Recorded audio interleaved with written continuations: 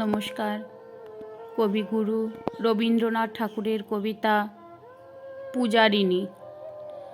সেদিন শারদ দিবা অবসান, শ্রীমতী নামে সে দাসী, পুণ্য শীতল সলিলে নাহিয়া, পুষ্পপ্রদীপ থালায় বাহিয়া, রাজমহিষীর চরণে চাহিয়া, নীরবে দাঁড়ালো আসি।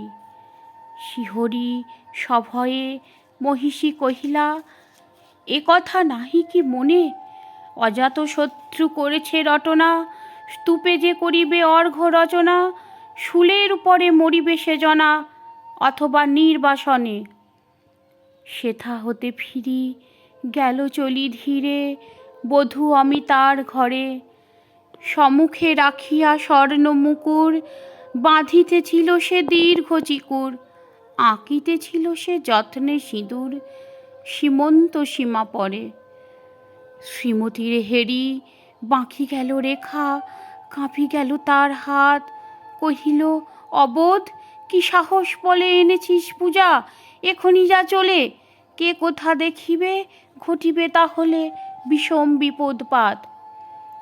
অস্তরবীর রশ্মি আভায় খোলা জানালার ধারে, কুমারী শুক্লা বসি একাকিনী, পড়িতে নিরত কাব্য কাহিনী, চমকি উঠিল শুনি কিঙ্কিনী, চাহিয়া দেখিল দ্বারে। শ্রীমতীরে হেরি পুঁথি রাখি ভূমে, দ্রুতপদে গেল কাছে, কহে সাবধানে তার কানে কানে, রাজার আদেশ আজি কে না জানে, এমন করে কি মরণের পানে ছুটিয়া চলিতে আছে? দ্বার হতে দ্বারে ফিরিল শ্রীমতী, লইয়া অর্ঘ্য থালি। হে পুরবাসিনী, সবে ডাকি কয়, হয়েছে প্রভুর পূজার সময়। শুনি ঘরে ঘরে কেহ পায় ভয়, কেহ দেয় তারে গালি। দিবসের শেষ আলোক মিলালো নগর সৌধ পরে, পথ জনহীন আধারে বিলীন, কল কোলাহল হয়ে লক্ষীন, আরতি ঘণ্টা ধ্বনিল প্রাচীন রাজ দেবালয় ঘরে। শারদ নিশির স্বচ্ছ তিমিরে তারা অগণ্য জলে, সিংহ দুয়ারে বাজিল বিষান, বন্দিরা ধরে সন্ধ্যার তান, মন্ত্রণা সভা হলো সমাধান, দাড়ি ফুকারিয়া বলে।